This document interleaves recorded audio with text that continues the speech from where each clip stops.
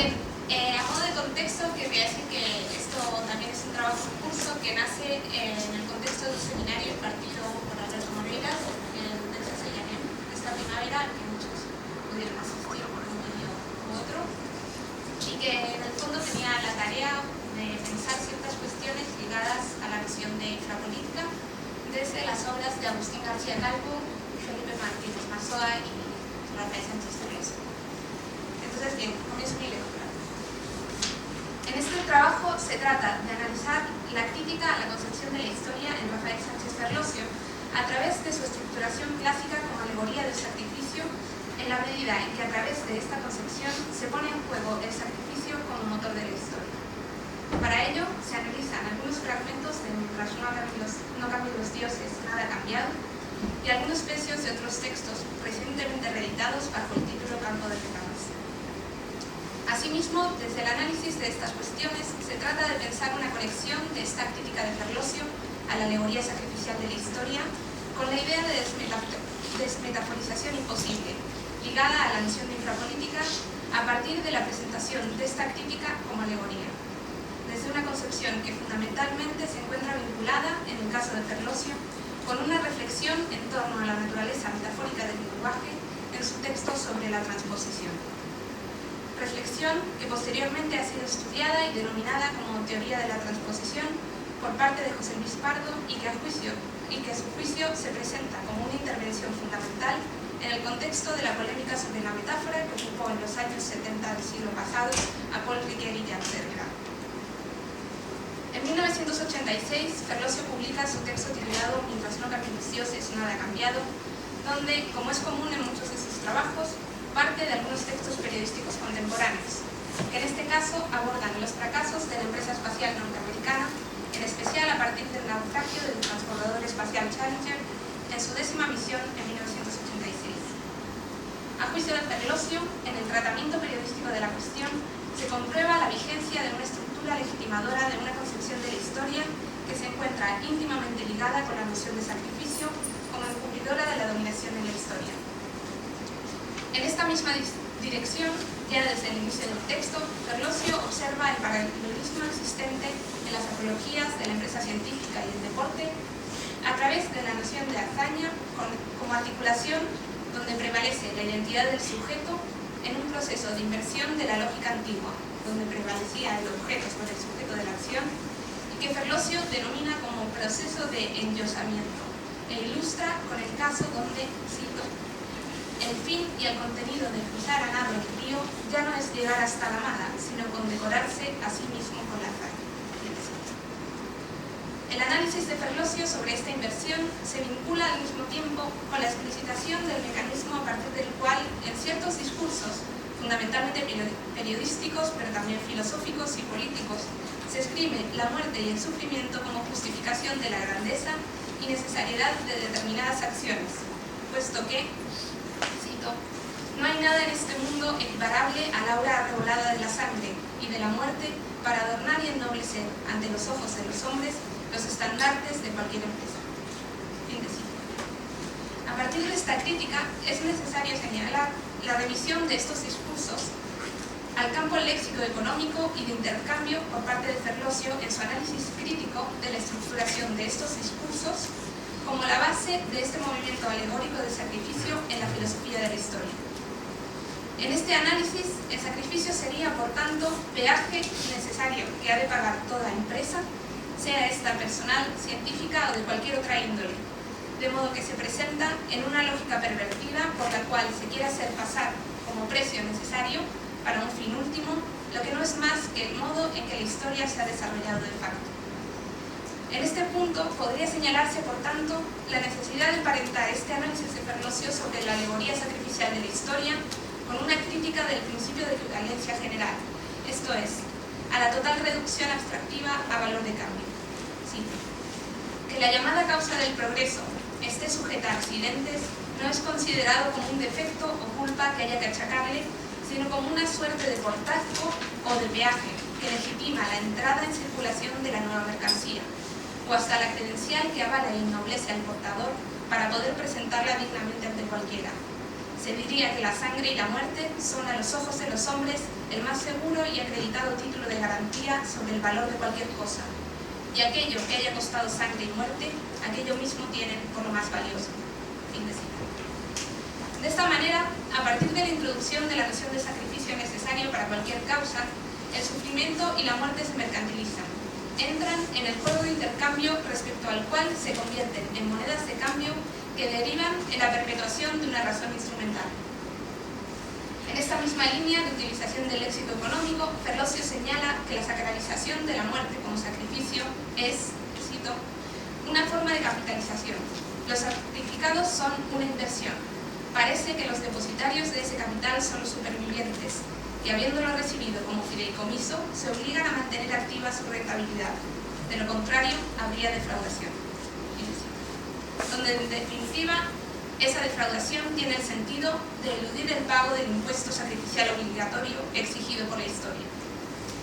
Este valor de intercambio del sacrificio aparece ya desde el título de su libro, en tanto que es precisamente la relación de intercambio con los dioses a través del sacrificio lo que da sentido a las distintas causas supremas, con mayúsculas: progreso, futuro, historia, nación o imperio. Asimismo, esta intercambiabilidad también es retomada por Ferlosio en distintos escritos, como Vendrán más años malos y nos harán más ciegos, en relación con las ideas de naturaleza e historia. Sí, al igual que sus más primitivos ancestros, sigue alzando por dioses, rindiendo aterrado culto y ofreciéndoles sacrificio apotropaico a sus más insondables y mortales enemigos. Así, adora por madre a la inhumana bestia de la naturaleza y por maestra a la cruenta bestia de la historia. Se trata, por tanto, en la crítica por parte de Ferlosio, de hacer visible el salto metafórico, a través de la alegoría, de un discurso sacro vigente en la noción de historia, delatando la naturaleza eminentemente económica de la lógica que se encuentra a la base de ese movimiento alegórico, puesto que en realidad para Ferlosio la cuestión principal es que se trata de dinámicas homólogas. Cito: en última instancia, y esta es mi cuestión, es totalmente indiferente decir precio o tributo o decir sacrificio. Justamente a partir del análisis de ciertos textos periodísticos, pero también desde ciertas incursiones en textos de Mario Benedetti, Ramón Menéndez Pidal o del mismo Hegel, Ferlosio insiste repetidamente en la importancia de la noción de alegoría en el contexto de explicación de la relación de intercambio que corresponde a la idea de sacrificio, tal como es presentada en los textos periodísticos. Sí, tal género de racionalizaciones y pseudoexplicaciones solo se hacen posibles en la atmósfera retórica de la alegoría. La ideología oficial, en su función de dar razón del mundo, recurre hoy, sobre todo, a presentarlo y explicarlo en forma de representaciones alegóricas. Se trata, pues, de un modo de narración y justificación del sufrimiento y la muerte a partir de un discurso alegórico como la aventura humana, que lo califica de precio de sangre y que, según Ferlosio, es operante tanto en modelos de izquierda como en modelos de derecha. De esta manera, la alegoría sacrificial, en sus distintas declinaciones, se explica a partir de la expresión latina quid pro quo, que tiene que ver con la idea de transacción, y que aquí también se revela como una concepción del sacrificio como do ut des, es decir, doy para que me des. Asimismo, Ferlosio denuncia la capciosidad de la pregunta por el fin último de los sacrificios en la historia por parte de Hegel, citando el fragmento donde éste introduce una consideración metonímica de la historia como ara sacrificial. Cito: cuando consideramos la historia como el ara sobre la cual ha sido sacrificada la dicha de los pueblos, la sabiduría de los estados y la virtud de los individuos, inevitablemente surge la pregunta: ¿para qué último fin han sido ofrecidos tales y tan enormes sacrificios? Esta operación de designación de la historia con el nombre de ara, y no simplemente como cualquier otra piedra, implica introducir, a juicio de Ferlosio, esta operación alegórica o metonímica de la historia como condición de posibilidad de la pregunta por el fin último de la historia. Se trata, por tanto, según Ferlosio, de una ligación mendaz entre sufrimiento y necesidad llevada a cabo con la alegoría sacrificial, ilustrada en Hegel a través de la alegoría del ara.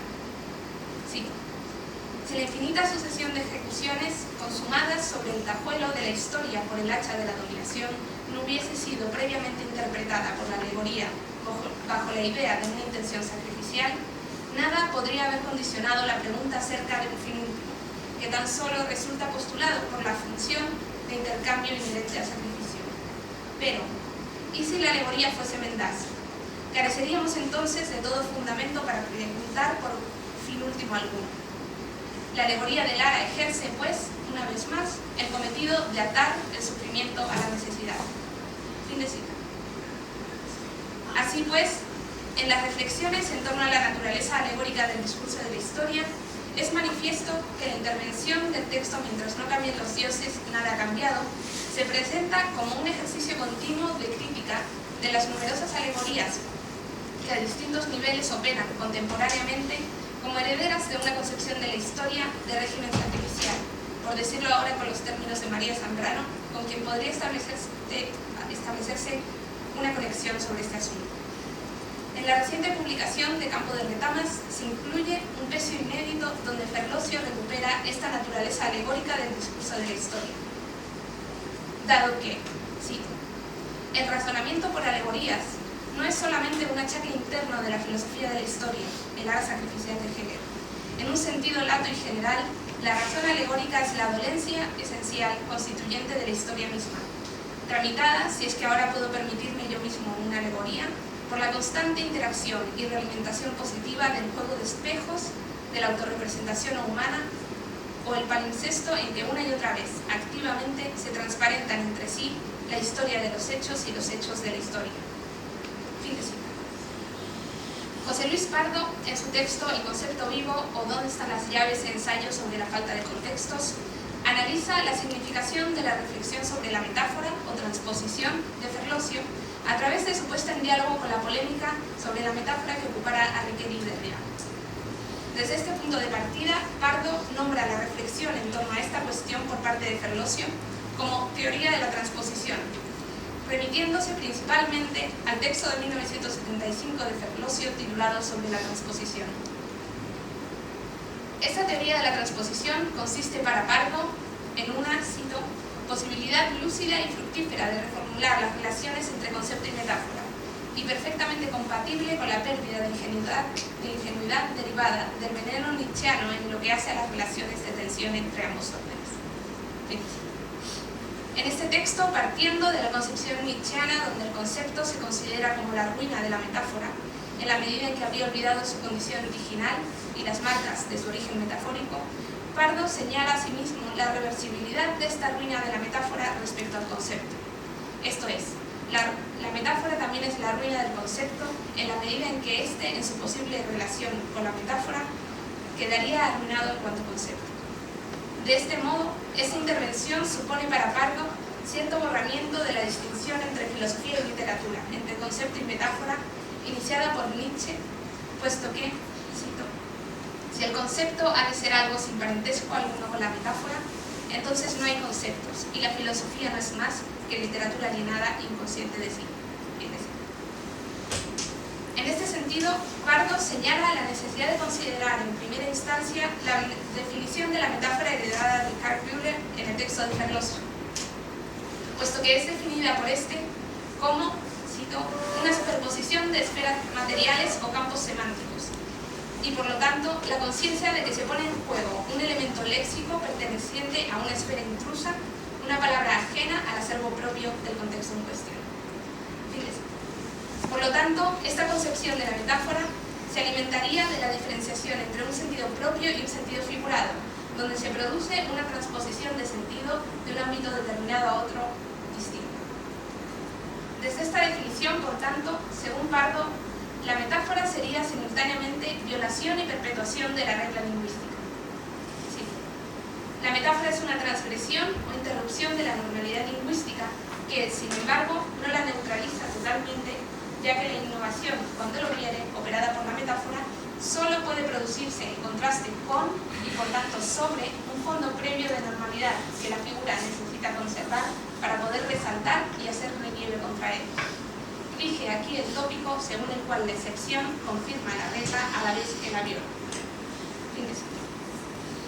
Esta exportación del léxico a esferas impropias, sin embargo, tiene en los casos arguidos por Ferlosio para tratar la cuestión de la transposición ciertas peculiaridades, puesto que su reflexión parte de las declaraciones de una niña de 5 años que llama afluente a una calle y tubería al presunto canal que podría dejar un gusano a su paso por la carne de una manzana. Sin embargo, para Ferlosio, en este uso de las palabras de otros ámbitos léxicos, aplicándolas a otros muy distantes por parte de la niña, no hay uso de la metáfora, sino intervención del concepto vivo. Dice Ferlosio: aquí no hay metáfora, sino una acción directa, inmediata, autóctona del concepto vivo, aún no sujeto a determinación y restricción de esfera. No hay una manufactura deliberada, reflexiva, electiva y secundaria de un ingenio lingüístico personal, sino un impersonal y anónimo producto de la lengua. Fin de cita. Desde estas observaciones, Pardo insiste en la premisa del planteamiento ferlosiano por el que la metáfora es, cito, una innovación vigilada y la libertad poética una libertad bajo fianza, porque confía en la norma que suspende y reconoce la autoridad que le otorga permiso para transgredir.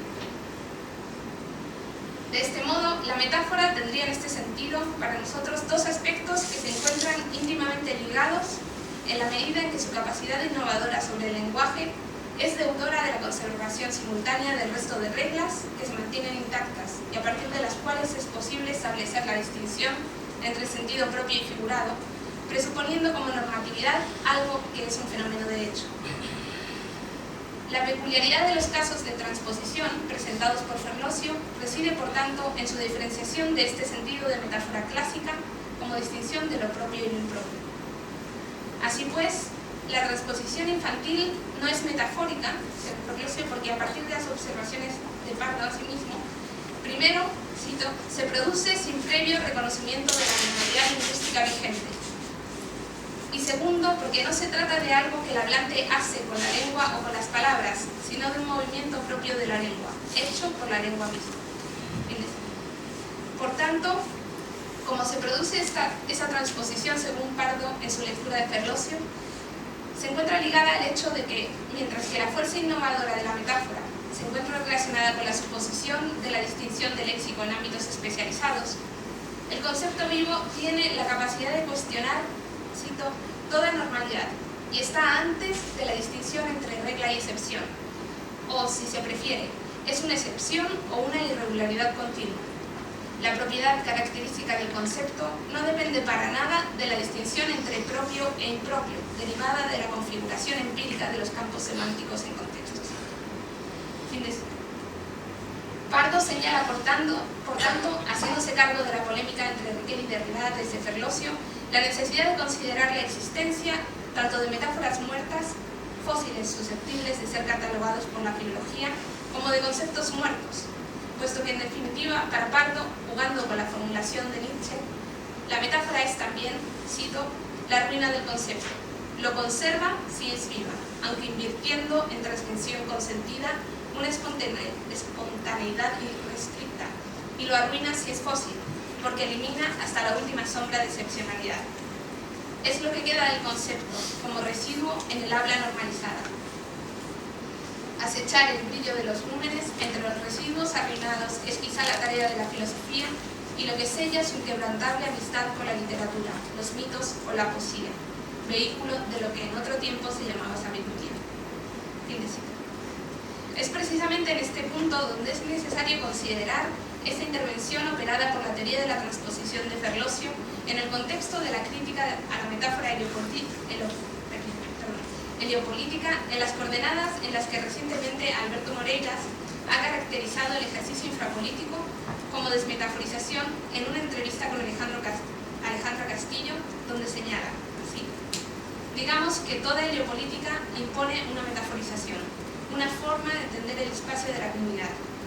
La infrapolítica de toda política es la desmetaforización permanente. Fin de cita. De manera que todo intento de resistir a esa desmetaforización se definiría como un autoritarismo antidemocrático. En definitiva, esta recuperación de la cuestión de la metáfora en la obra de Ferlosio resulta fundamental para comprender cabalmente la profundidad de la crítica a las alegorías vigentes en la concepción de la historia en relación con la cuestión del sacrificio. Quizá a estas alturas se esté ya en condiciones de aclarar la interpretación de la alegorización de la historia sacrificial como concepto muerto por nuestra parte, en la medida en que este proceder alegórico que justifica la muerte en aras del concepto de historia, pero también de progreso, futuro o nación, constituye la muerte del concepto vivo. La instauración de esta alegoría en este sentido depende justamente de la anulación de la potencialidad irrestricta del concepto vivo, porque presenta precisamente a la muerte, al sufrimiento, como condición de posibilidad del nacimiento del concepto de historia. Esto es, se trata de la instauración de una alegoría que se presenta en realidad como aquello que permite la distinción entre lo propio y lo impropio, y que sella definitivamente la historia a partir del hecho de la dominación.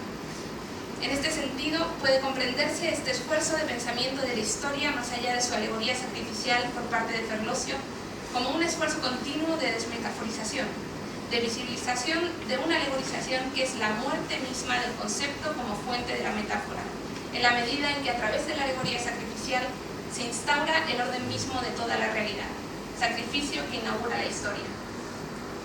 Como ya señalara Derrida a partir de la noción de desmetaforización imposible en su curso sobre Heidegger del 64 y 65, este ejercicio de desmetaforización no puede suponer al mismo tiempo sino un proceso de remetaforización, que en este texto de Ferlosio pasaría quizá por la remisión de la metaforización del sacrificio al ámbito económico, como esfera a partir de la cual resulta patente la trampa que representa la lógica sacrificial, pero que sin lugar a dudas supondría al mismo tiempo una metaforización, una transposición en sentido figurado de una serie de términos que pertenecen al campo léxico propio de la economía, por ejemplo, con la identificación entre sacrificio y peaje.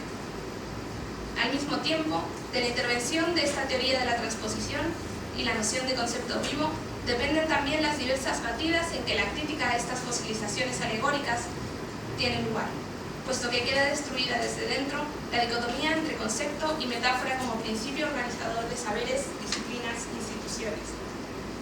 Por lo tanto, se trata de una tarea crítica desde la anulación de la partición maniquea entre metáfora y concepto, de la que la obra de Ferlosio es quizá uno de los mayores referentes en lengua castellana.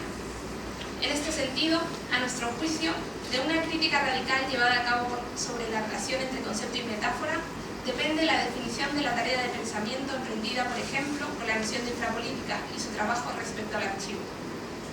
Este modo de concebir la relación entre concepto y metáfora podría ser una manera de pensar el ejercicio infrapolítico como concepto vivo, en la medida en que con ello no se busca el establecimiento de un sistema de conceptos estáticos que definen los límites de lo propio y de lo impropio, sino que se trata de un ejercicio de libertad que supone una cierta renuncia o suspensión del orden establecido.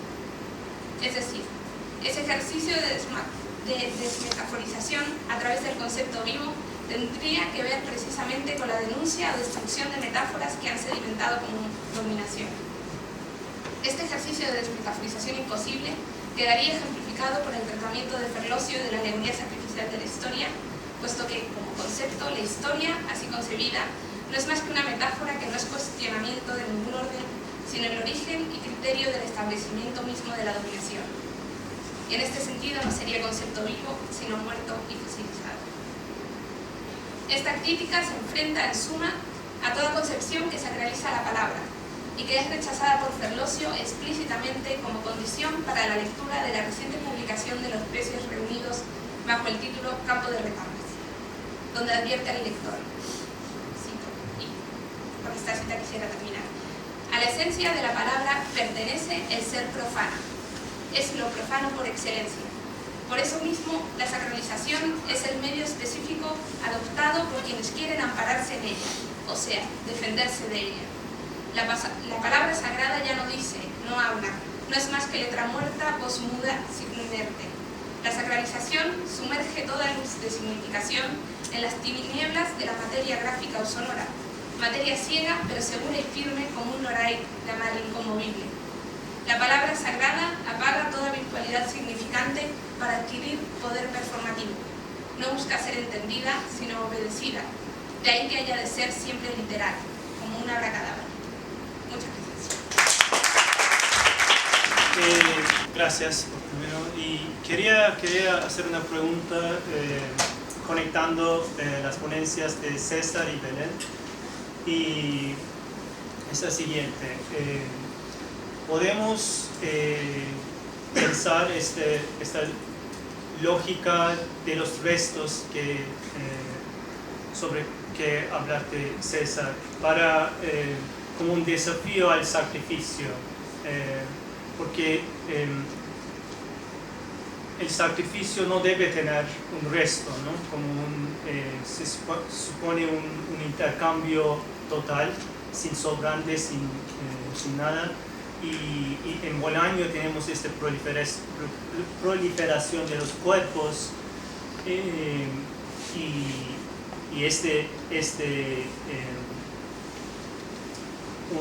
un resto que no se puede asimilar.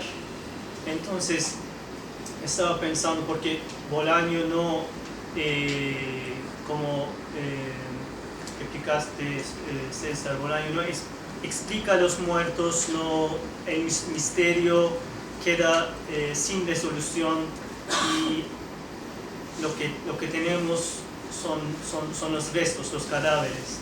Entonces estaba pensando como una manera de pensar estas dos ponencias juntos, como problematizar el sacrificio a través del resto. ¿Sería posible? Justamente había pensado en esto mismo mientras escuchaba a César, y a mí me parece que el punto de conexión es muy claro. Digamos, no es que sea una experta en Bolaño, pero sí que me parece que en la narración de Bolaño normalmente hay una renuncia a esa intención sacrificial en la narración, es decir, y es algo que impide precisamente lo que tanto critica Sánchez Ferlosio, ¿no? Que es, además, él con las categorías, por ejemplo, de victimato, que es, digamos, esa instrumentalización de la muerte. Digamos, el que la muerte en sí misma no se pueda reservar el derecho de no tener sentido, es algo que preocupa a Ferlosio constantemente, ¿no? Entonces me parece que la conexión con Ferlosio, con Bolaño, es bastante fuerte en ese sentido. Bueno, me interesaría mucho que comentarais un poco los tres, ¿no? Porque ha salido en las tres intervenciones ese concepto del peaje que tú denotabas, ¿no? De tributo, la víctima sacrificial es el peaje que se utiliza como valor de cambio, ¿no? Ahora, ¿no? Y como lo que hace Ferlosio, lo que hace Bolaño, lo que estabas también apuntando tú, es irse fuera de esta dinámica, ¿no?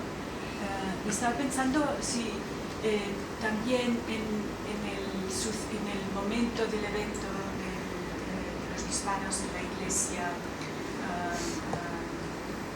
afroamericana, la iglesia negra hace poco en Estados Unidos, ¿no? Una cosa que me interesó mucho y me impactó es que los familiares dijeron que perdonaban al asesino. ¿Por qué no querían entrar en esta dinámica que el no perdón les hacía entrar de dependencia, ¿no? Eso me pareció súper interesante porque acepta la realidad de que hay unas víctimas sin entrar tampoco, me pareció, ¿no? en esta dialéctica del sacrificio, ¿no? Entonces me gustaría un poco, si pudieras comentar un poco más en relación a vuestros textos, la víctima y la víctima sacrificial en este sentido, a través, si estoy pensándolo bien, en relación a la generosidad de lo que ellos llamaban del perdón, más bien, no de la generosidad, sino del perdón. Como tal, o sea, tampoco tengo conocimiento total de la obra, ¿no? Pero él se centra sobre todo en este valor de cambio y de intercambio, ¿no? Pero sí que es verdad que lo que sí que está en juego, en relación con la pregunta de Teresa también, es la falta, o sea, y en relación también con lo que dice Bolaño, es que la muerte para Ferlosio es la falta de significación. Es decir, y en este sentido la crítica a la cuestión del perdón por Sánchez Ferlosio iría por esa línea que tú has señalado en la concepción martirológica, que estaría operante tanto en modelos de izquierda como de derecha. Entonces, digamos que, o sea, habría que quizá analizarlo con un poco más de detenimiento, pero creo que para Ferlosio sería, en otras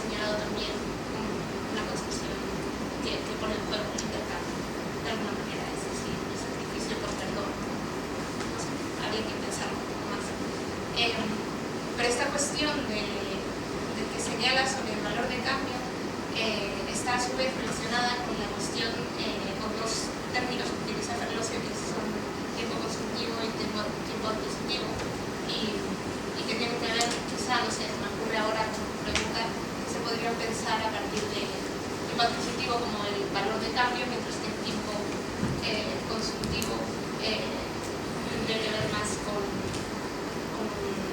un dejar ser, no sé, relacionado con eso, no sé, pero tendría que pensar. Bueno, yo creo que ya como nos estamos acercando mucho a la hora, se puede empezar a establecer relaciones entre este panel y lo que pasó durante el día, ¿no? Entonces, yo pensaba, escuchando las tres ponencias, que hemos escuchado después del segundo panel, quizás no tanto en la presentación de Antonio Rivera, pero sí en la de José Luis y en la de Jorge, ¿no? Una insistencia en una especie de realismo, que voy a llamar, ¿no? Un realismo que sería antropológico, antitrascendente, antiideológico, antimetafísico incluso, que podríamos identificar como una voluntad explícita de grado cero, que busca darle respuesta positiva a la pregunta difícil de si puede haber relación con la historia sin filosofía de la historia. Si puede haber una relación con la historia sin filosofía de la historia. Creo que eso está en el fondo de las tres ponencias, pero también lo de Jorge y también lo de José Luis. Abandono de macro-relatos que decía Peter, etc. Bueno, yo creo que la noción de que se puede haber relación con la historia sin filosofía de la historia es la misma que decir si puede haber política democrática que no sea una política de principios. La misma pregunta. En ese sentido yo cuestionaría la noción sustantiva de eticidad democrática que fue presentada en el panel de la mañana por Nuria Sánchez Madrid. No tanto para criticar a Nuria, que yo me gustó mucho, sino para criticar a Judith Butler y cierto americanismo democrático que a mí me quedé muy irritado durante muchos años.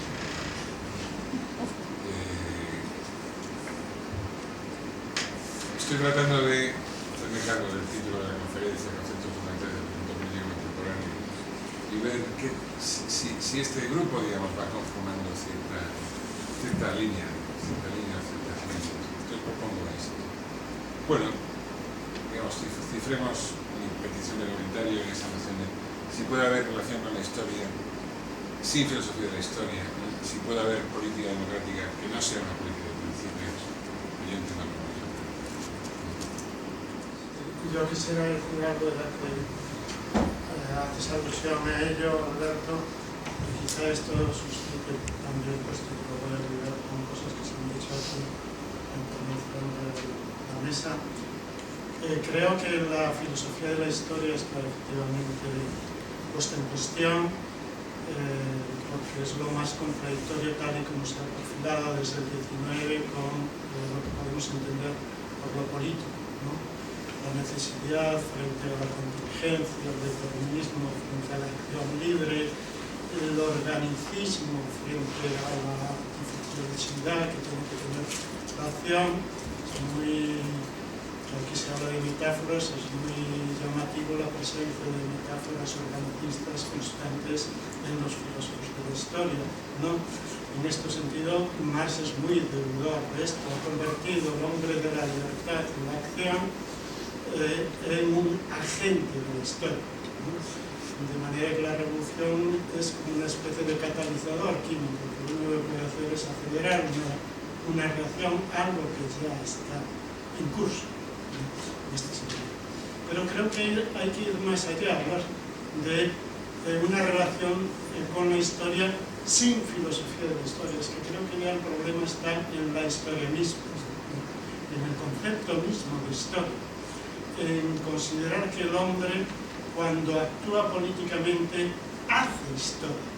Este es el gran problema, esa conciencia de que cuando actuamos ya queremos hacer que cuaje algo, ¿no? Hacer historia. Belén ha expuesto muy bien el concepto de lógica sacrificial, que rige la historia según el enfoque de Ferlosio. Y es muy importante porque ahí vemos con claridad cómo el medio, que en principio era ese sacrificio en aras de algo distinto, se convierte en fin en sí mismo. Luego resulta que es el sacrificio lo que vale realmente. Ferlosio lo habla con motivo de las actuaciones de ETA. No, al final lo que importa, da igual a quién mate, lo que importa es eso que se va a enarbolar como lo que nos ha costado realmente, todo lo que nos ha costado hacer, y eso es lo que va a dar valor ya, ¿no?, a lo que sea la patria futura, la independencia futura. Entonces es el sacrificio mismo lo que en medio se ha convertido en fin, ¿no? Y eso es lo que hace historia, ¿no? Entonces creo que habría que ser más radical. Creo que la filosofía de la historia está, creo que finiquitada. Las críticas que se han hecho en el 20 han sido lo suficientemente contundentes como para quizá tomarlo así, sino que ahora lo que tenemos que plantear, que es cuestionable, es la historia misma como tal. García Calvo ha hecho muchas reflexiones a esto. Tiene un libro precioso que es una conferencia que yo tuve la oportunidad en la Universidad de Verano de escucharle, Historia contra tradición, tradición contra historia, que para mostrar lo que es el tiempo de la historia, ¿no? Frente a lo que sería un tiempo casi sin tiempo, porque es un tiempo que no se vive conscientemente como es de la tradición, que obedece luego a dos memorias totalmente distintas uno de otro. Y ese tiempo de la historia sería ese tiempo de futuro, ese tiempo administrador de muerte, ¿no? Ese tiempo en que el fondo es vacío porque se homogeniza, y al final no es vano que haya que recurrir a macro sujetos para explicar la historia, ¿no? Es decir, a recurrir a los conceptos de la instrumentalidad, ¿no?, que pueden explicar el propio curso de la historia sin necesidad de filosofía de la historia. La conciencia de ese tiempo es lo que ya de por sí condena la acción política. Es curioso, no solo por comentar, porque justamente en uno de los peces inéditos que se publicaron recientemente sobre esto que dices de hacer historia, Sánchez Ferlosio define el fascismo como aquello consistente en no querer hacer política, sino hacer historia.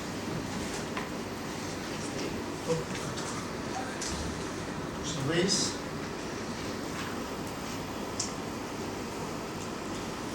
Sí. Yo creo que es verdad que el concepto de filosofía de la historia tiene problemas, ¿no? Pero yo no estoy completamente seguro de que haya periclitado de forma total, ¿no? Creo que quizá está acabado como forma de discurso académico, ¿no? Creo que es más importante como problema filosófico hoy abordar el problema sencillo de qué es la historia que el problema de qué es la filosofía de la historia. Pero esto no quiere decir que la filosofía de la historia no tenga eficacia o no tenga valor ideológico o no esté presente en nuestras sociedades. Teresa hacía referencia a un elemento muy central de la filosofía de la historia, que es exactamente el elemento del perdón.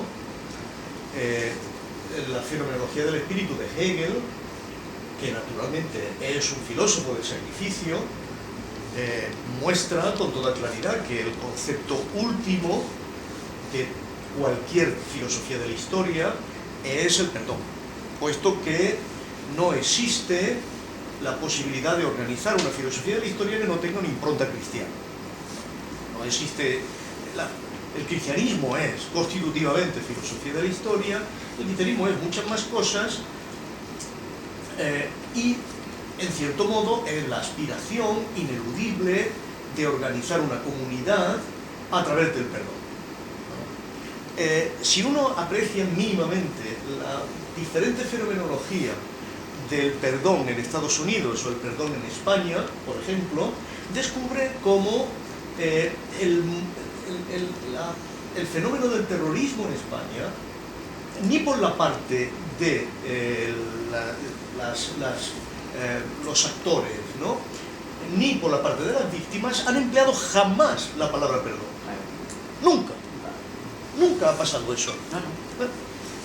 Esto significa que debemos explicarnos por qué determinada colectividad, determinada sociedad como la española, ante un fenómeno sacrificial obvio,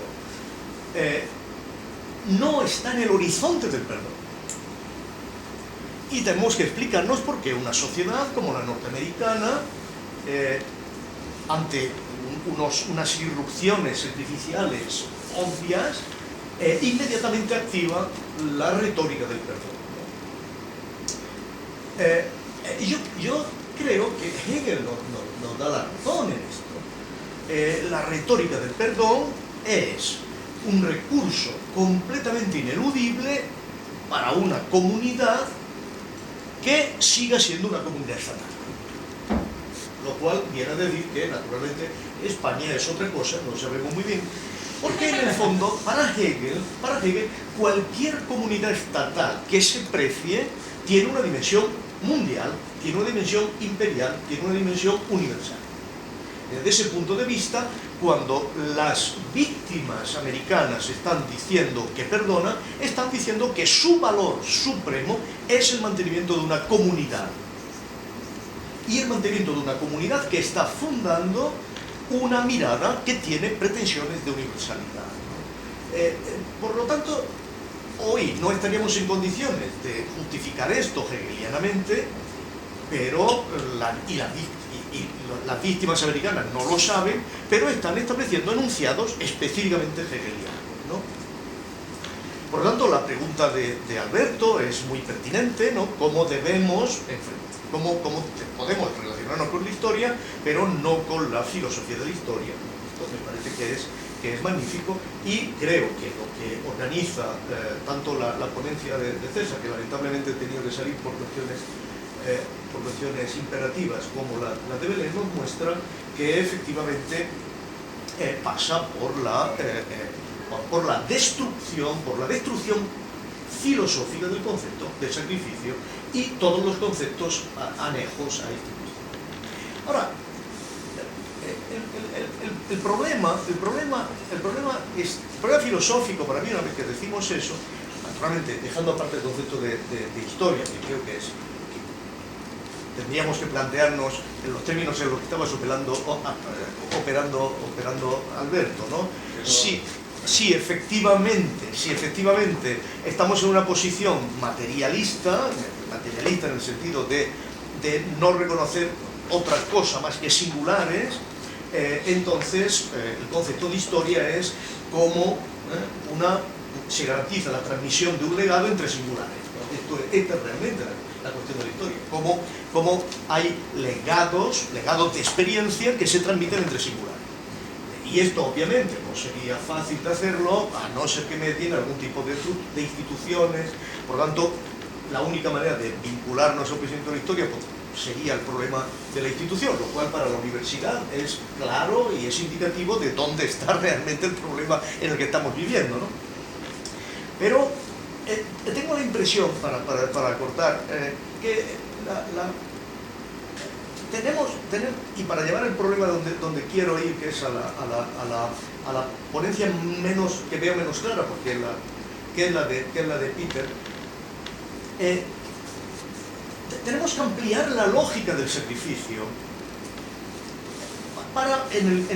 me imagino que en el sentido en que él estaba hablando de su punto que no ha desarrollado, porque es un pensamiento de una alteridad radical, porque efectivamente cualquier reducción de la alteridad radical es una forma de sacrificio. Y mi pregunta es si la producción de equivalencias de Ernesto Laclau no es una forma de sacrificio. Esto es, no está ya asumiendo que no son los singulares los que, con su experiencia, los que actúan, los que se relacionan, los que ejercen política, sino aquella proyección de los singulares que permite la equivalencia. Y esto es lo que me hace resistirme, y este es el punto de argumento polémico con Alberto, es lo que me hace resistirme al populismo marrano. Porque si algo debe tener el marranismo, tal y como lo entendemos, es que no quiere por nada del mundo producir ningún tipo de reducción de la singularidad. Esto significa que no quiere saber nada de un problema de la verdad entendida como equivalencia. Quiere saber algo de la experiencia, pero no de la verdad entendida como equivalencia. Porque... Eso es populismo marrano. ¿Perdón? Esto es... Populismo marrano, dice. Una cuestión de procedimiento, porque veo que esto es Bueno, porque interesante, estamos en la discusión ya general, sobrepasados de tiempo, entonces... Estamos en la discusión general. Ya estamos en... Sí. No. Que suban ellos, ¿no?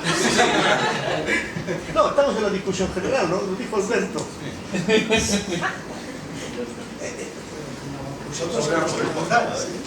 No, porque no tendría sentido romper y luego reunirlo. Claro. Entonces, desde este punto de vista, el populismo marrano tiene que, evidentemente, neutralizar cualquier tipo de construcción de equivalencias. Pero mi pregunta es si pobre Laclau levantara la cabeza y le dijéramos que estamos construyendo un populismo en el cual la premisa es la destrucción del pensamiento de la equivalencia. Volvería rápidamente a morir de infarto y volverse a la tumba, porque esto es el populismo. Entonces, la cuestión es si no estamos en un oxímoron, justamente cuando decimos un populismo marrano, ¿no? Claro, esto... Entiendo el debate, ¿no? Que consiste en llevar, en retorcer el pescuezo al populismo, pero creo que deberíamos ser francos con el populismo, decirle, mira, estoy haciendo esto, pero estoy haciendo esto para retorcerte el pescuezo. Y claro, yo lo que creo es que tengo la impresión de que el populismo pues, no quiere entrar en estas operaciones de ser retorcido el pescuezo. Lo mismo sucede, y acabo con esto, con la problemática de la desmetaforización, ¿no? ¿Qué función, qué rendimiento tiene una política de desmetaforización cuando la metaforización es justamente la garantía de la destrucción de equivalencia? Este es el punto. Bueno, lo dejo aquí. Vamos a ver, hay varias palabras. Guillermo, ¿querías decir? Sí. Rápidamente, yo creo que cuando dicen que... Quería volver a lo de historia, pero rápidamente yo creo que cuando se habla de desmetaforización es precisamente como es imposible una desmetaforización total, toda desmetaforización es una remetaforización para desplazar las metáforas que en el fondo conviven en el ámbito de la metafísica. Yo creo que va por ahí.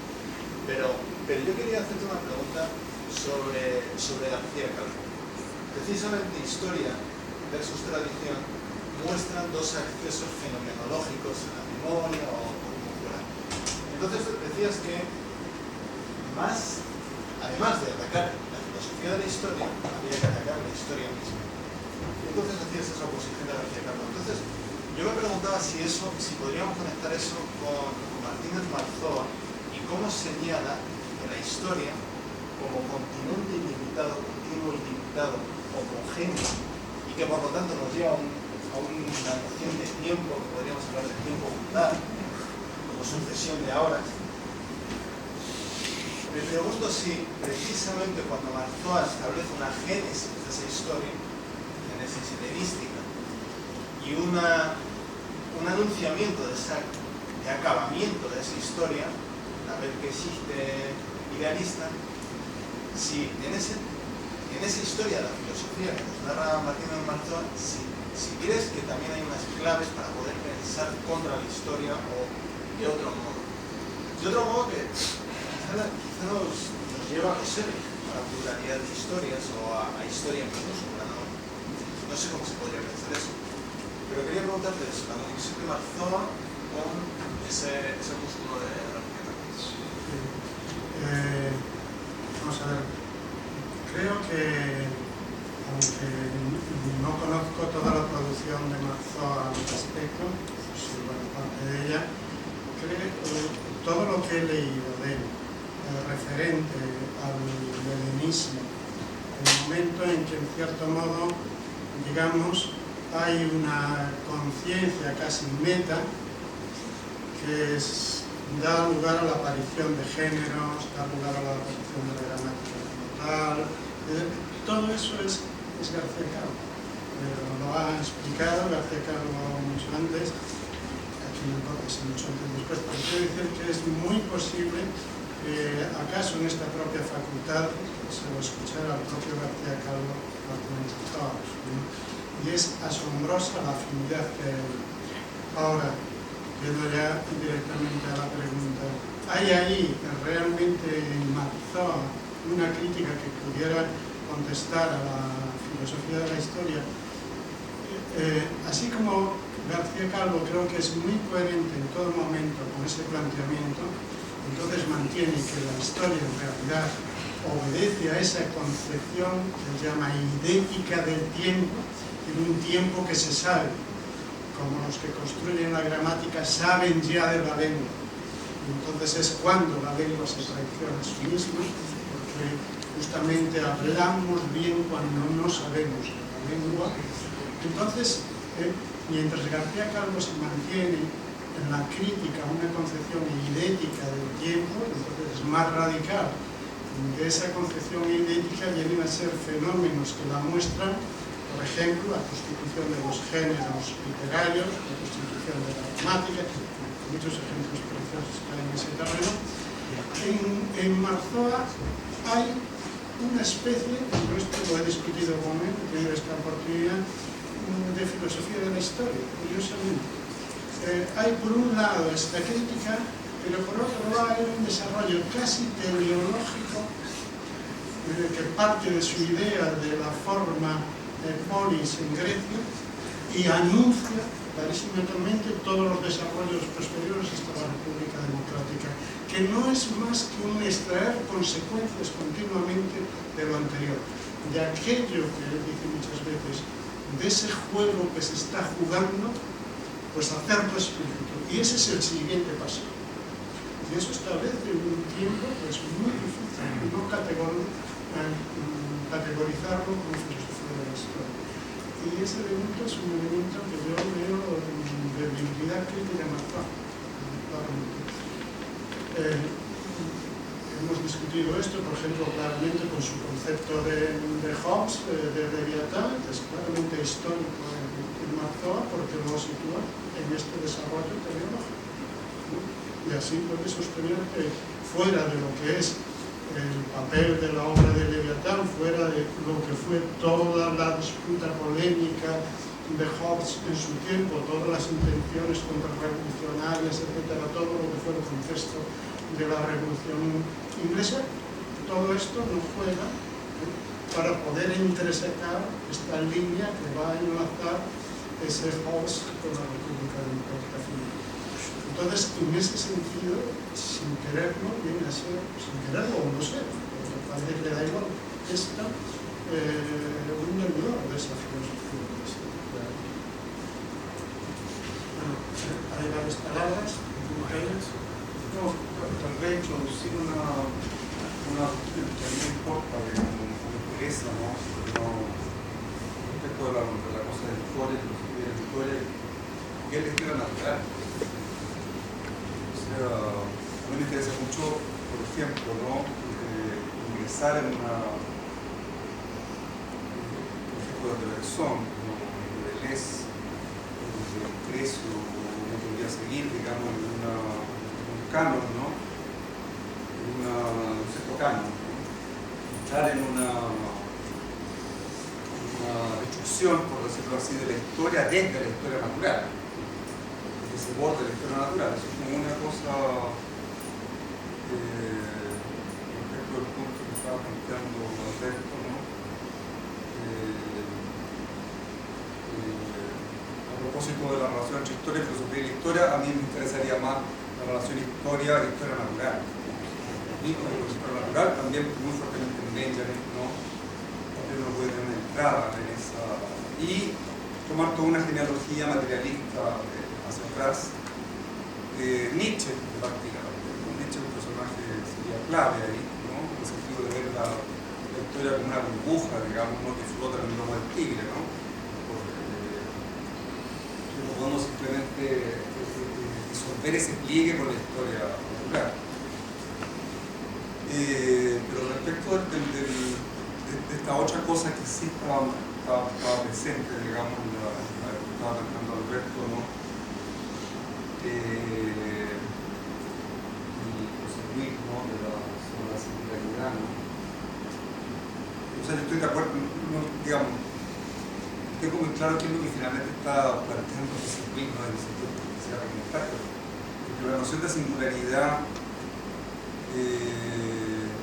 supone digamos, no hay singularidad sin destrucción. Sin destrucción, bueno, de todas las máquinas equivalenciales utilizadoras de las cuales nos desplegamos. Incluso no hay singularidad sin destrucción de la filosofía de la historia como una de las tantas máquinas equivalencializadoras, digamos, ¿no? Todas las guerras mundiales del siglo XX son guerras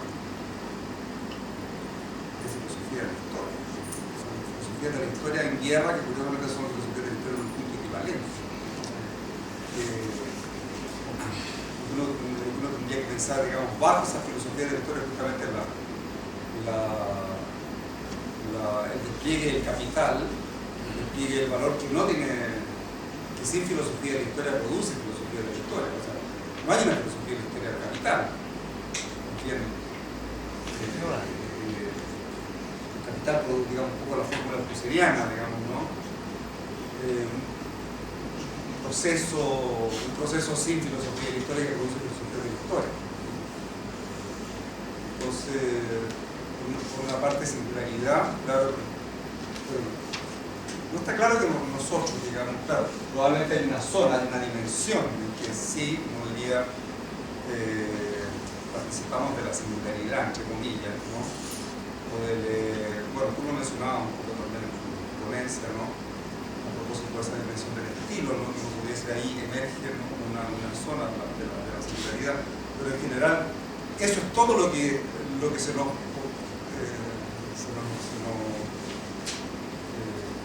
o sea, eso es lo que rompe todos los protocolos en los cuales tenemos que, por decirlo así, coexistir o estar, ¿no es cierto?, en la medida en que somos objeto de poder, digamos, ¿no? o efectos de poderes que atraviesan y producen los cuerpos, ¿no?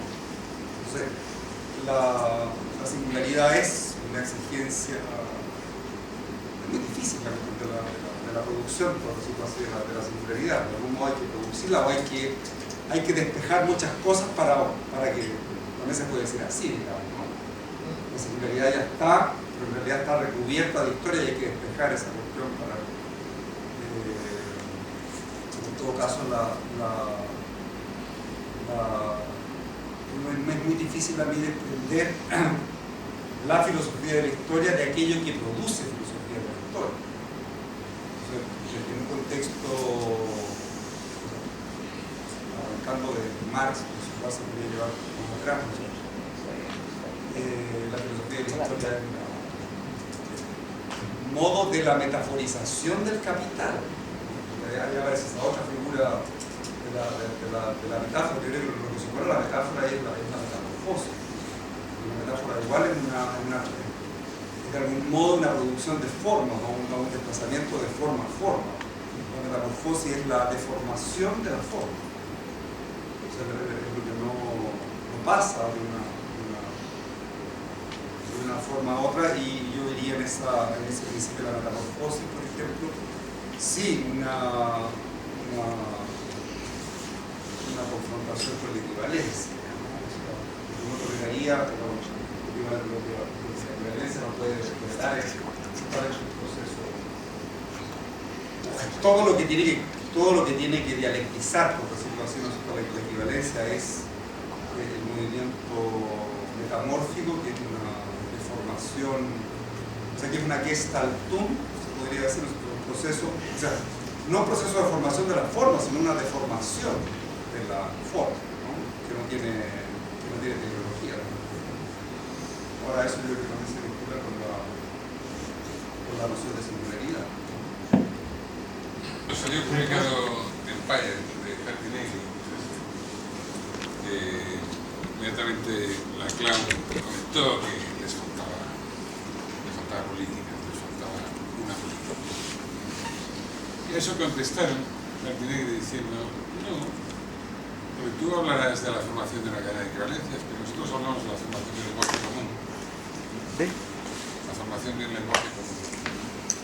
Entonces la Clau dijo, de verdad, es la misma vaina, ¿no? En realidad es la misma vaina. O sea, la formación del lenguaje común y la formación de la cadena de equivalencias es lo mismo. Ahora, cuando yo propongo populismo marrano, yo propongo reventar la noción del lenguaje común, igual que reventar la cadena de equivalencias. O sea, para mí eso es aquello que Marrano mienta, ¿no? En la expresión populismo, ¿no? A mí no me interesa la formación del lenguaje común. Me parece, o sea, esta mañana dije populismo marrano contra todo tipo de populismo mesiánico comunitario. Contra todo tipo de populismo comunitario. Yo creo que el populismo marrano es una máquina de movilización contra toda noción de equivalencia, más allá de eso, contra el principio general de equivalencia mismo. Contra la equivalencia. Pero es simplemente desafortunado que la Clau utilizó esa expresión de cadena de equivalencias. Porque hay una lectura de la Clau sin querer inventarnos una Clau que no existe. Puede ser parte del problema que estamos empezando a ver y que se vio un poquito en la conferencia de Salónica, etc. Uno puede administrar los énfasis. Administrar los énfasis. Cuando la Clau dice que es necesaria una verticalización, uno puede tomarse. A veces bajas la voz. No, cuando la Clau habla de los dos ejes, el vertical y el horizontal, o sea, la metonimia y la metáfora, ¿verdad? Como ambos necesarios a la construcción tecnológica política. Yo creo que hay que tomarse eso en serio, porque es necesario, para tomar el poder, formular una lógica política, y eso no se consigue con el archipiélago de singularidades. Es imposible. Entonces, por eso la dimensión populista, en cuanto a voluntad de democratización inclusiva y creación de antagonismo, creo que es un elemento irrenunciable, sin el cual se nos podría decir la posthegemonía no tiene política, la infrapolítica no tiene política. Hablan de la singularidad, pero son como monjes en los monasterios, sus celdas. Entonces, claro, eso es... Y yo esto lo vinculo, esta es la segunda parte de lo que quería decir, a esta noción de historia. O sea, cuando yo hablo de historia, o sea, yo diría, Jorge, tú tienes razón, pero yo diría que esa versión de historia que tú das, lo que tú entendías por historia, en tu contestación a mi pregunta, ya depende de la filosofía de la historia. ¿Entiendes? Tú tienes una noción de historia que ya está contaminada por la filosofía de la historia. Pero podemos liberar la noción de historia de la filosofía de la historia, pensar otra historia, si quieres otro comienzo de la historia. Para mí, la cuestión, desde mi punto de vista, la cuestión es clara. Ser es historia.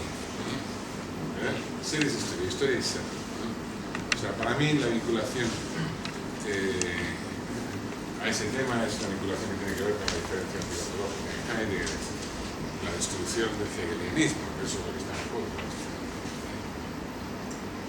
Ser es historia. Por lo tanto, es necesaria una relación con la historia, sin filosofía de historia, porque eso es lo que significa vincular el pensamiento político a la diferencia antropológica. En ese sentido, claro, historia natural. Porque la noción de historia natural proposiciona a qué, o sea, ahí hay muchos problemas también metidos, incluyendo en Deleuze, etc. Pero también en la historicidad del ser heideggeriana hay mucho problema. Claro, Todo claro. por el tejido de o sea, muy impresionante el efecto constructivo, ¿no? de heideggeriano, incluso de marcar los eslabones traductivos, ¿no? En la construcción de esa historicidad del ser en sus momentos traductivos por una parte, o bien en las grandes, lo que llaman las grandes obras que finalmente arman la tradición occidental, pero también es un constructo. Son acontecimientos. Pero son acontecimientos en el texto heideggeriano o son acontecimientos más allá. Yo creo que es una codificación apropiada del concepto de historia en Heidegger y su teoría. ¿Hay otra palabra? No, yo quería insistir en esa cosa de la historia, pero desde otra entrada, digamos, una entrada más concreta, y tiene que ver con un momento de la ponencia de Peter, que no sé si fue un lapsus de la ponencia o si está escrito ahí, pero en un momento tú dijiste, en la mitad de una descripción, que no recuerdo exactamente cuál era, dijiste, bueno, no sabemos, la historia decidirá, ¿no? Y entonces creo que ahí, para mí, se juega mucho, ¿no? Porque, ¿qué quiere decir? Desde la filosofía de la historia decidirá, o ¿qué ha querido decir, ¿no? Desde que hay historia, precisamente esa es la frase como cliché, ¿no? La historia decidirá, como si la historia fuera algo así como la objetividad de la verdad divina desplegándose ante nuestros ojos. Da lo mismo en qué siglo la miremos, desde dónde la miremos, siempre la misma, siempre igual a sí misma. Entonces me parece muy interesante, perdón que te agarre la frase así como que la saque de su contexto, pero me parece muy interesante, digamos, que haya en la mitad de una ponencia que probablemente no quería hacer eso, recurrido a ese enunciado, ¿no? Que tiene mucho para mí que ver con lo que está en discusión aquí, ¿no?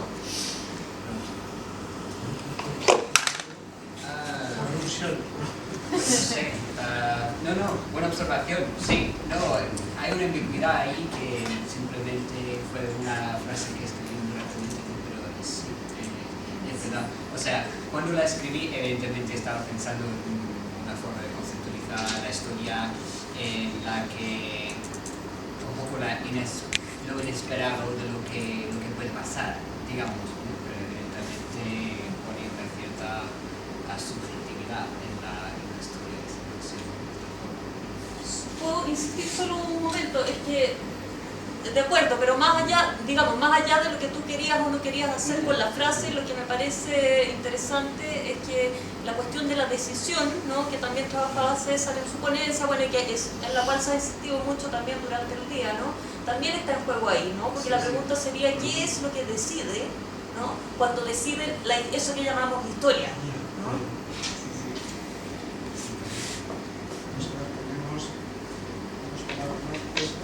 Sí, me quería volver a propósito de la diferencia con filosofía y la cuestión de los principios, ¿no? O sea, filosofía sin arqueo, filosofía sin principio. Y uno de los problemas, precisamente con el ser que es historia, ¿no? Como así, está planteando respecto, es que en Heidegger hay, claro, hay un desfundamiento del principio, pero para un nuevo comienzo, que es otro modo del principio. No. Eso es precisamente lo que no es. Eso sería pensar que generalmente Heidegger entiende que basta construir toda la metafísica. No, o sea, no digo que construye otra metafísica, pero sí habla de un nuevo comienzo.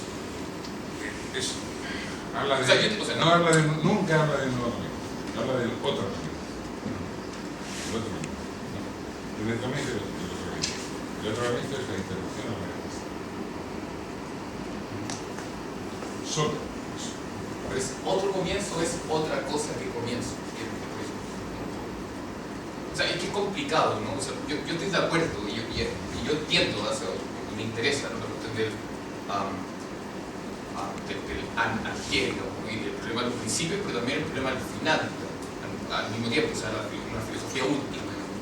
Y del comienzo, que o sea, puede ser otro comienzo, pero todavía estamos caídos en este nivel, o sea, no podemos desembarazarnos tan simplemente del problema, no sé si me explico. ¿Estás caído? No, eso depende. Si quieres estar caído, estás caído, pero no tienes por qué estar caído. Y el otro comienzo es la posibilidad de pensar que el mundo no se termina en el budismo.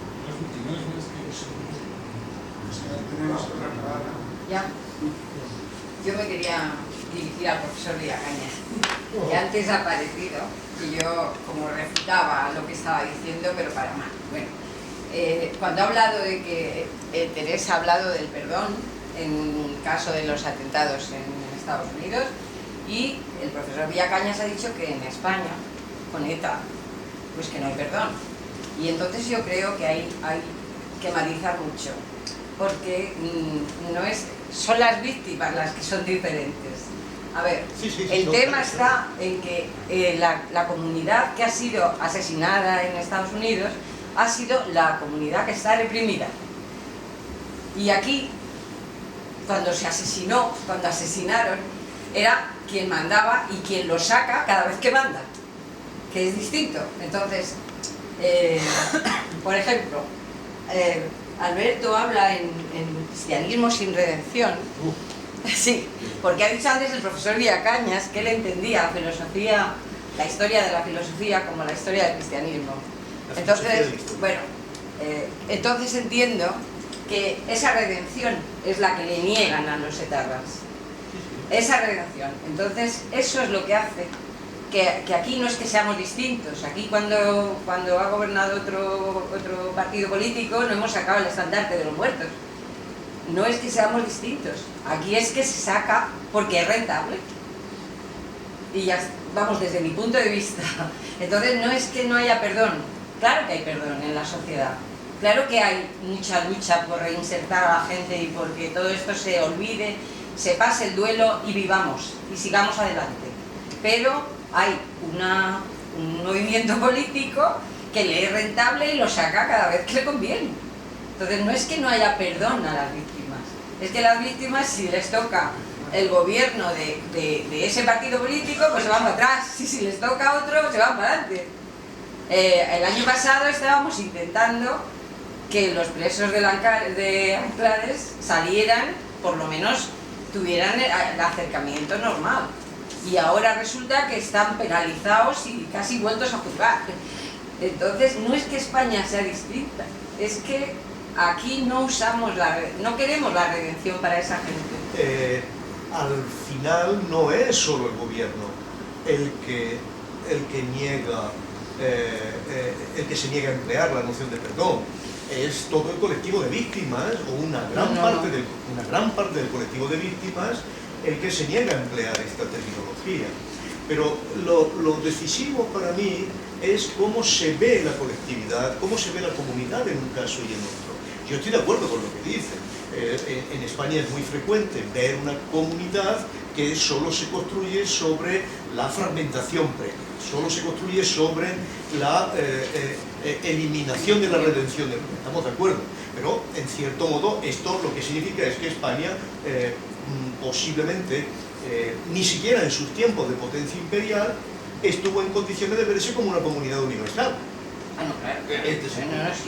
Esto es, España en último extremo no estuvo en condiciones de construir una teoría imperial adecuada. Para poder construir una teoría imperial adecuada tienes que construir una comunidad que se base sobre la no redención, ¿vale? Esto es lo que yo intentaba decir. De todas maneras, claro, ahora la cuestión se ha abierto mucho, bueno, no sé, Jorge, yo estoy contestando de hacerme, pero no tengo palabras. Sí, habremos abierto mucho la cuestión y espero que nadie se sorprenda de que exprese mis reservas anti-heideggerianas, ¿no? Yo creo que la problemática de la historia natural es muy importante porque yo naturalmente no la entiendo como la historia natural de Benjamin, aunque en cierto modo podría tener vinculaciones, pero la entiendo más como lo que le dijo en cierto modo Plechner a Heidegger, ¿no? Como aquello que es la traducción material de eso que usted llama ser, ¿no? Historia natural es eso que es la traducción material de aquello que usted llama ser. Esto es naturalmente algo indisponible, algo con lo que cargamos, algo con lo que no estamos en condiciones de presentarnos a nosotros mismos como originarios, ¿no? Pero algo que en cierto modo impide decir algunas cosas, ¿no? Como que hay otro comienzo.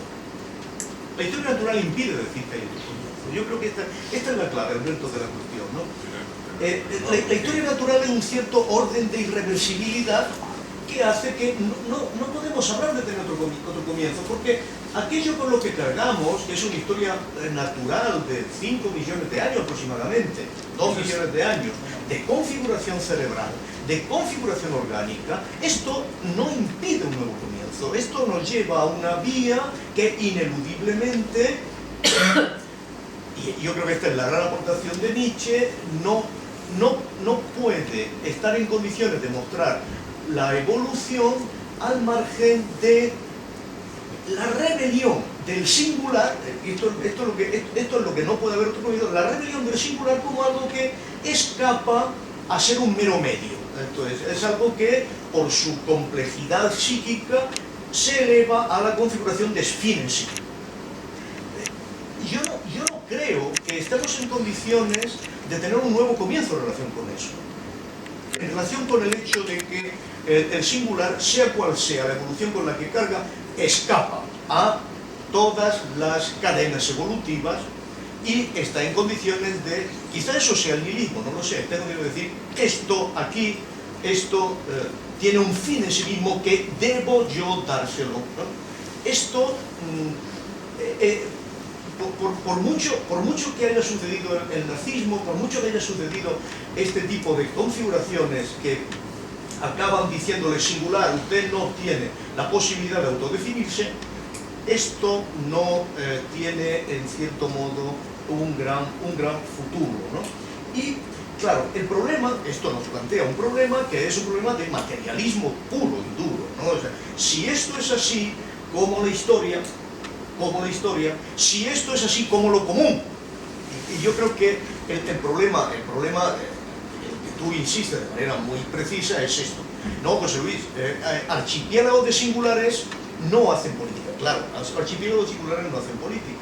La cuestión es qué puede ser común aceptando esta base de materialidad. Y yo lo que creo que podemos decir en relación con esto es que no aceptamos y ahí estamos totalmente de acuerdo, no aceptamos el atajo de producción de comunidad por la vía de producción de equivalencia. No aceptamos el atajo por ello. Ahora, una vez que partimos de esta base de materialidad, no podemos hacer saltos semánticos como los que invitaba Jorge con Marzoa. No, la historia es un continuo.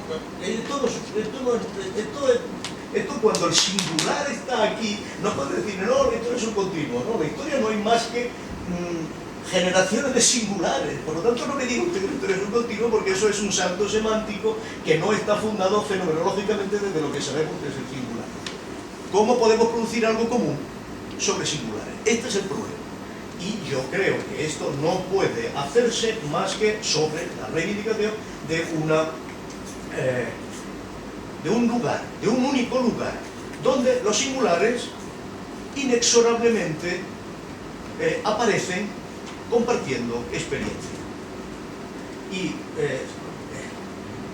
solo una institución tiene la posibilidad de recibir la noticia de la singularidad, generando experiencia, no tanto verdad, que la verdad sí que es una categoría un tanto extraña, ¿no? Experiencia.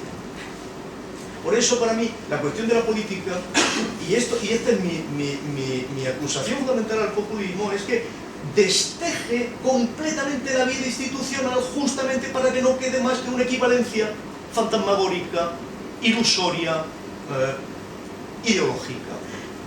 Mientras que donde realmente se da cita la experiencia es, como estamos comprobando aquí, en instituciones. La institución es lo único que abre una ventana al reconocimiento del singular. Una institución, naturalmente, que tiene que tener determinadas. Eso es lo que debería ser la universidad, y por eso yo creo que la universidad es la institución donde los singulares deberían acreditarse como tales, ¿no? Me parece que es una institución paradigmática, pero en este sentido la reflexión, me imagino, del último día sobre la universidad puede ser muy relevante para entender cómo se construye común sin generar equivalencias.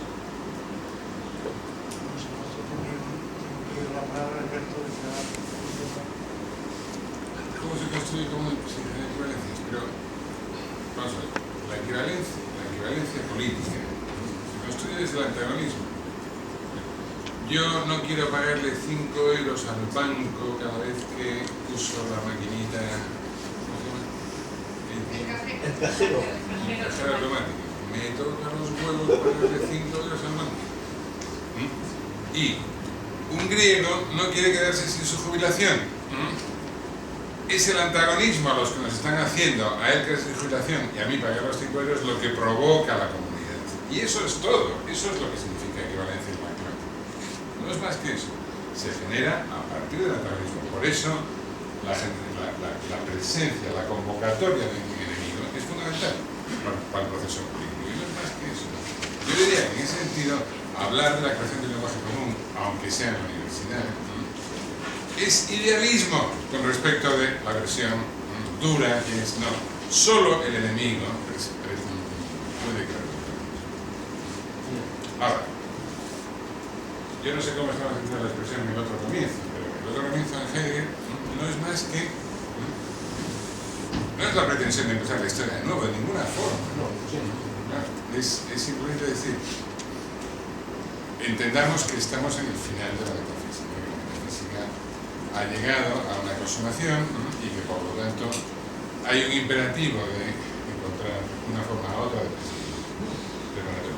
Eso significa una nueva relación con lo natural.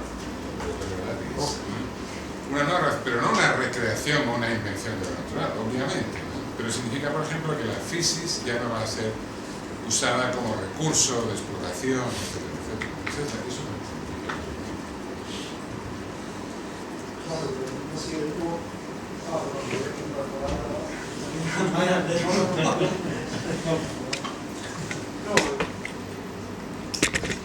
Claro, o sea, es muy nítido eso, digamos, de que ser es ser comprendido. O sea, que Occidente no es un lugar geográfico, sino que es un modo de comprensión de la geografía. Así que la naturaleza no es una cosa que está ahí, sino es un horizonte de comprensión de lo natural. Y ese horizonte de comprensión tiene una historicidad, ¿no es cierto? Y tiene unos nombres, por decirlo así, unos acontecimientos que han condicionado esa comprensión. Heidegger, digamos, estaría intentando destruir, ¿no?, esa historia. La destrucción de esa historia no termina, por decirlo así, nunca de destruirse, y va así como a otro inicio, ¿no? Digamos, el otro inicio es la destrucción, siempre, la destrucción de esa máquina de eclipsación que es el horizonte de articulación. Claro, el otro inicio es la destrucción de la gramática. Es la destrucción, pero no es más que eso. Claro, no es más que eso. No es más que eso. Y en ese sentido es la destrucción, adelantando significante para lo que tengo que ver mañana, que es un poco trampa, pero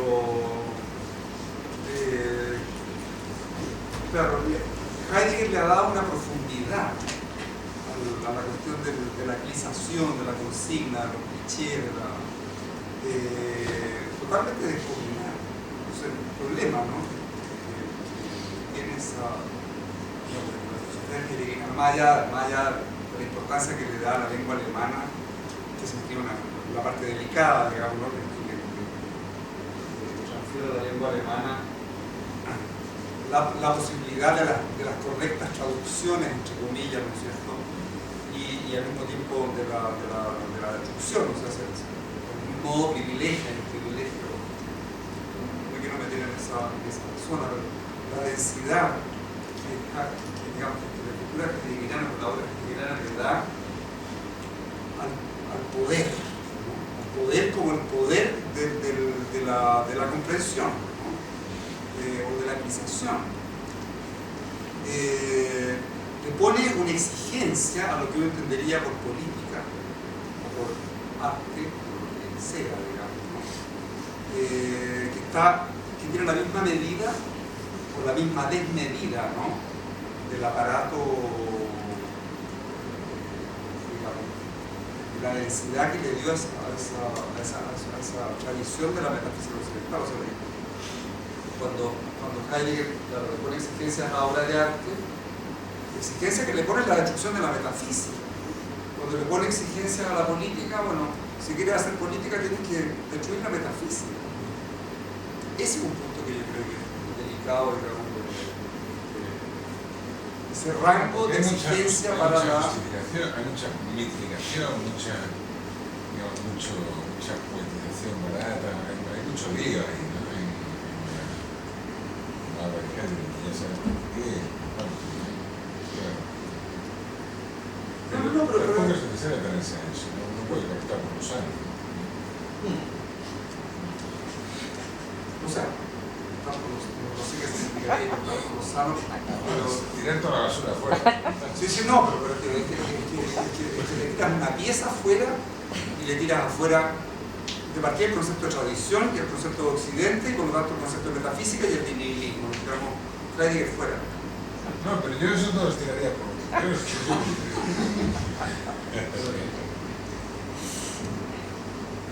me permitís, yo quería volver de nuevo a los conceptos de historia y filosofía de la historia, para que tú lo reivindicas y a lo mejor como decías que el concepto de historia ya estaba impregnado, de cierto modo, por la filosofía de la historia.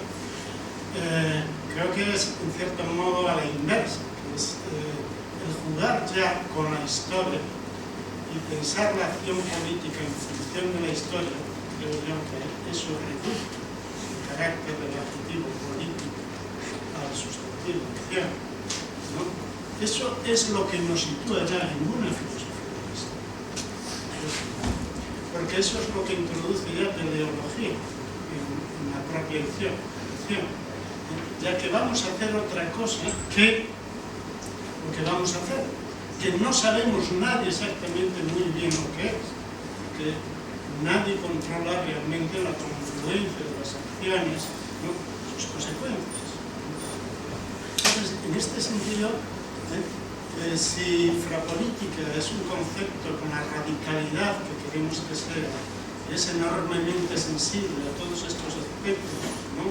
Pueden guardar de algún modo la voluntad de la acción, ¿no? Debiera ser extraordinariamente suspicaz acerca de que el concepto de historia puede ser efectivamente el vehículo hacia lo que no queremos, una nueva filosofía de la historia. Cuando dices, bueno, pero aceptemos, el hombre es un ser de historia, lo cuidaría mucho. Incluso decir, rebajando el sustantivo ser, historia, a un adjetivo ser histórico, que ya me parece un poco mejor, ¿no? Casi preferiría incluso evitar y hablar de ser frágil, ser finito, sometido a la contingencia, a la incertidumbre, todo eso que luego se reelabora como historia. Daría esa reelaboración. Son medidas un tanto cautelares, ¿no? En la medida en que pueden comprometer la acción. Entonces, en este sentido, traigo a colación una reflexión que es muy recurrente que hacía Carlos, cuando dice, no, quien tiene historia es la persona, es el yo, que ya juega dentro de un ámbito de realidad, es puramente funcional. El pueblo es un término que no me gusta que lo empleen, pero él cree que aún no está suficientemente en el lenguaje culto y entonces lo podemos usar, ¿no? El pueblo no tiene historia, porque el pueblo no está, como se suele decir, como condición clara de ser histórico, arrojado a la muerte. El pueblo no se muere. Nos morimos nosotros como personas. Aquello que alienta en nosotros de pueblo, eso que hay cuando pensamos de verdad, eso no se muere. Es cuando introducimos nuestra, suelo utilizarlo en diminutivo personita, ahí es cuando aparece claramente. Ahí es cuando aparece claramente la historia y ahí cuando aparece todo este tiempo idéntico, todo este tiempo de futuro, todo este tiempo en vacío. Entonces yo creo que desde el concepto de infrapolítica deberíamos indicar estos flashes que creo que son muy penetrantes que nos traiga cierta nuestra reflexión. Pero a mí eso del pueblo no se muere no me gusta nada. Sí, claro, que es, a mí lo que no me gusta es cierto lenguaje y cierta retórica, no tengo nada genial por otra parte, que está explicado, pero me atrae, me fascina realmente lo que apunta, porque lo que apunta creo que toca algo muy serio, que es exactamente esa experiencia a la que me he referido de Simone Weil, y que son las realidades del pensamiento del lenguaje. Es muy curioso que cuando se ha querido enfrentarse decididamente al concepto de yo como tal persona, uno haya recurrido como las experiencias más fundamentales para ello, continuamente a pensamiento del lenguaje. En Agamben, Decálogo, Sorosio, pensamiento del lenguaje, que es darle la vuelta clarísimamente a Ana en este punto. El bios políticos de Horacio se oponía al bios teoréticos, pues ese es el bios teoréticos, donde encontramos mejores expresiones. Y esto sí nos lleva, esto es lo que menciona García Calvo cuando habla del pueblo, es una realidad que cualquiera puede vivir, aunque le repugne un poco la retórica en el uso, porque uno podría pensar, bueno, es tautológico, en el sentido de que me equivoco yo, el pueblo nunca se equivoca, ¿no? Cosas de este tipo, me muero yo, el pueblo no se muere. Claro, cuando dice el pueblo no se muere, no dice que sea inmortal, ¿no? Simplemente no se muere.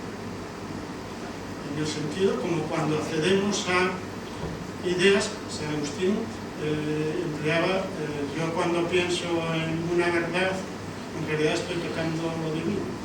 Es en este sentido, cuando pienso de verdad, estoy fuera del tiempo. Estoy fuera del tiempo, no estoy en ningún momento determinado. Y entro en él cuando abandono esto.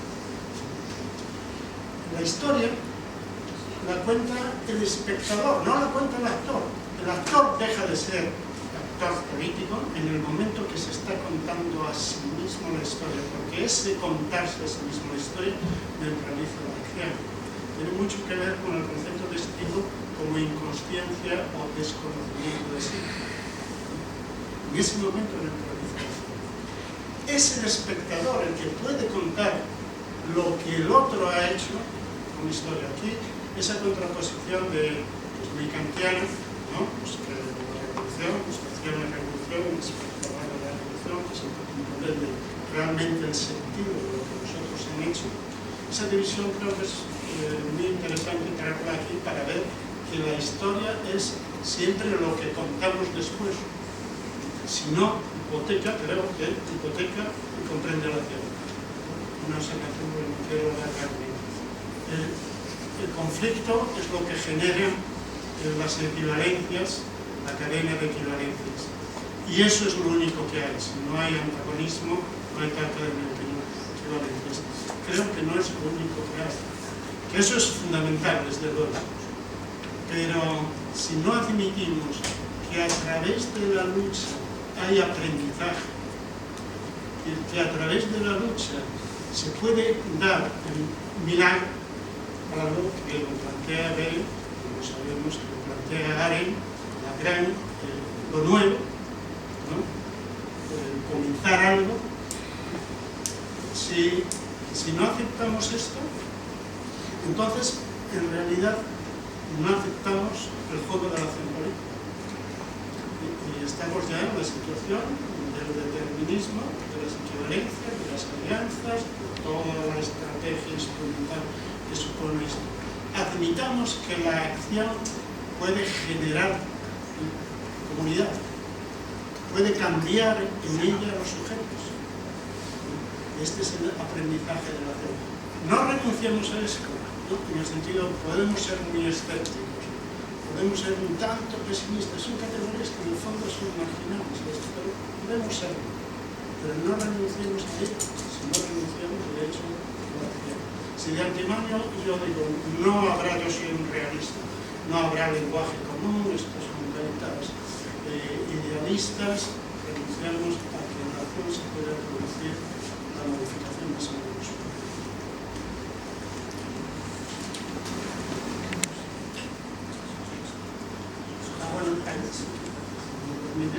Es que me había olvidado.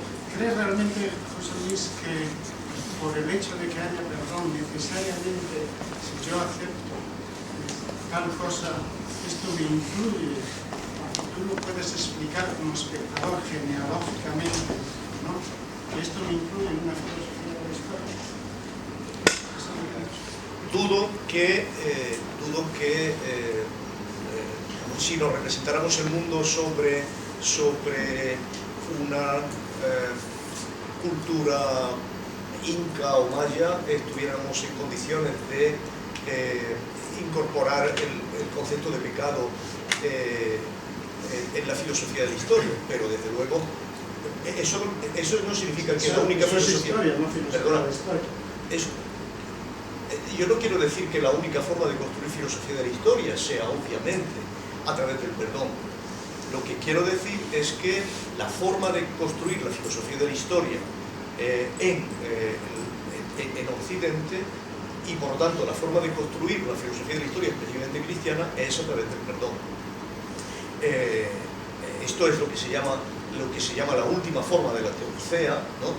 Que es la última forma de justificación del daño y del mal, ¿no? Desde este punto de vista, Hegel es el maestro de esta construcción de filosofía de la historia sobre la base del perdón. Esto, la Philosophenum es el final del saber absoluto. O sea, tú emerges, alcanzas la forma de mirar el mundo propia del saber absoluto si y solo si eres capaz de incorporar el perdón. Esto es la última sección de fenomenología de la filosofía del espíritu, ¿no? No ha comenzado. Es decir, tú me lo explicas como historiador en realidad. Me dices, no, claro. Mira, cuando tú haces esto, respondes a toda esta genealogía. Yo no hago tal filosofía de la historia con tal actitud. Simplemente lo que quiero evitar es una cosa un tanto práctica, que es que pueda seguir habiendo acción. Es decir, que ya el lastre de todo, de la carga, de la culpa, etcétera, sea de tal modo que esté determinado. No, es al revés. Lo que dice Hegel es que el perdón efectivamente es lo que permite que la historia continúe, que la historia siga. Esto no cabe duda. Pero el perdón para Hegel no tiene por qué hacerlo solo el narrador posterior. El perdón lo hace también la propia víctima, esto es, lo hace también aquel al que se le ha reclamado el sacrificio por parte de la instancia del Estado. Y es la única manera de alcanzar la dimensión de redención. Esto es, de encontrar que su vida, su sacrificio, transforma mal por bien. Y naturalmente concede a la comunidad la posibilidad de una nueva acción. Por tanto, es el soporte mismo que abre la historia, ¿no? Pero bueno, sí, claro, esto es lo que podemos describir en términos generales como una filosofía de la historia cristiana. No existe una centralidad del perdón en ninguna otra filosofía de la historia conocida, ¿no? Si tú la conoces, la puedes decir, pero yo no conozco ninguna otra filosofía de la historia asentada en la centralidad del perdón que no sea específicamente la historia cristiana, ¿no? Esto no es creo que podemos hacer de esto un enunciado bastante central de la teoría de la secularización, ¿no? Ahora, en cierto modo de lo que estamos hablando aquí y lo que propuso Alberto, que mismo sigue siendo el reto, es cómo aproximarnos a la historia sin necesidad de esta filosofía de la historia, ¿no? Yo creo que la centralidad, para un singular, para este materialismo de la singularidad, el perdón no es la experiencia fundamental, ni es la necesidad de abrir la historia a través del perdón, ¿no? Y creo que, sin embargo, tú has mencionado un elemento que me parece muy interesante, que es la cuestión de la finitud, ¿no? Yo creo que todos los rendimientos que puede tener la centralidad del perdón puede incorporarlos una autoconciencia de finitud, ¿no? Y es la conciencia de finitud la que puede abrir la pluralidad de las historias con tanta o más eficacia de que esa concentración de finitud en la noción de sacrificio o en la noción de víctima. Piensa que la finitud no se revela, no se manifiesta de una única manera. Hay una dimensión de finitud respecto de nuestra propia vida y nuestra propia muerte, la que distingue los vivos de los muertos, la que distingue ellos de nosotros, la que distingue los que mandan y los que obedecen, la que distingue lo que distinguen los hijos de los padres, la que distingue todas y cada una de esas dimensiones de finitud, hace necesario una historia, y es una historia diferente. Y por eso la pluralidad de las historias es la mejor manera de impedir el acceso a la filosofía de la historia. Desde este punto de vista, la singularidad no se organiza nunca como un islote, justamente porque escribe experiencia, esto es, porque cuenta historia, porque hace historia en el sentido de que cuenta su historia y inexorablemente la transmite sobre estas estructuras. ¿No?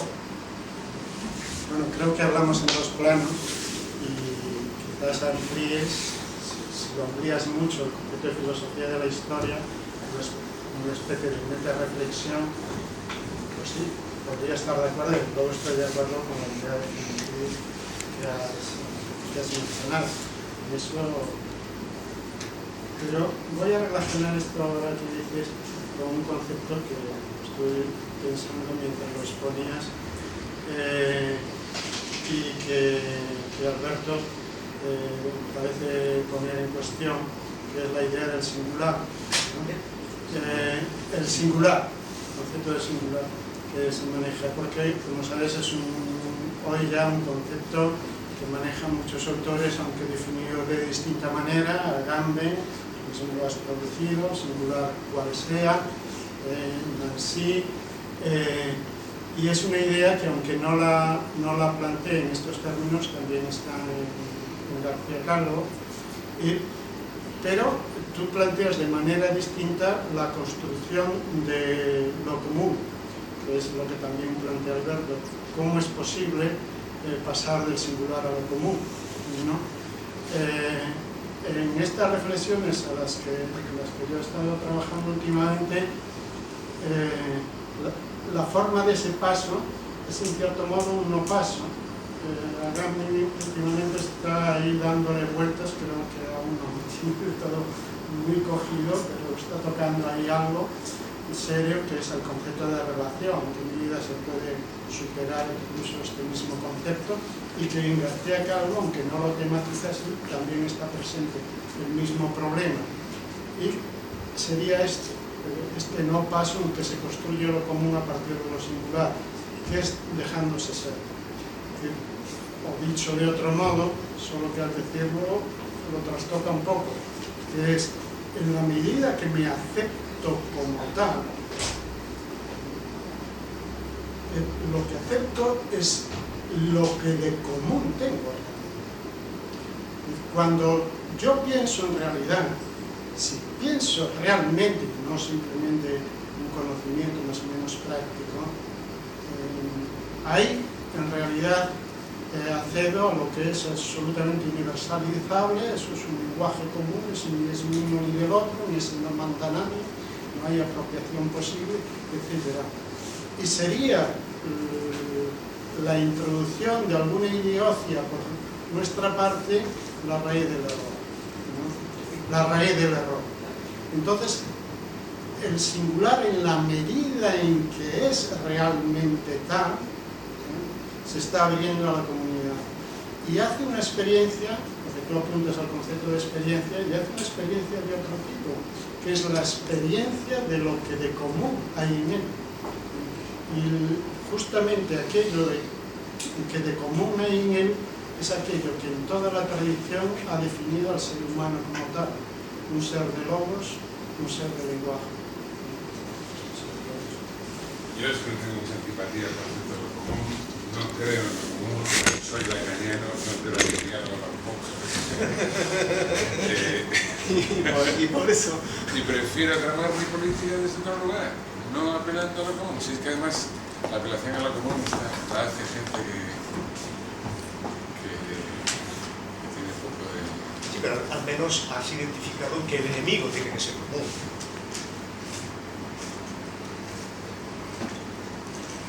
El enemigo tiene que ser común. Bueno, no es que el enemigo sea común, sino que el enemigo es el mismo. Es que claro, estamos jugando con el poder. Sí. El mismo enemigo, no es lo mismo que común en el sentido de busquemos comunidades.